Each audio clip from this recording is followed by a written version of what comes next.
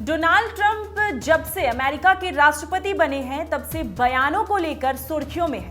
कभी कुछ बोलते हैं, कभी कुछ बोलते हैं। अब वो भारत के खिलाफ 25% टैरिफ को लेकर चर्चा में है, लेकिन इस बार अमेरिकी मीडिया खुद कह रही है कि ये अनावश्यक व्यापारिक टकराव की शुरुआत, मतलब भारत की बढ़ती ताकत, आत्मनिर्भर भारत का बढ़ता असर अब अमेरिका को चुभने लगा है। वॉल स्ट्रीट जर्नल से लेकर ब्लूमबर्ग और न्यूयॉर्क टाइम्स तक सभी कह रहे हैं कि भारत अब किसी पर निर्भर नहीं रहना चाहता।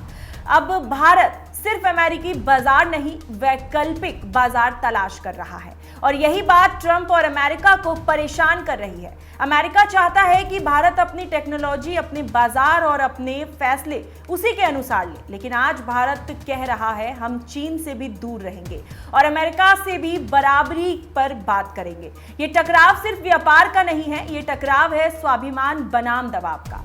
भारत झुकेगा नहीं और अमेरिका को ये भी बात समझ आ गई है।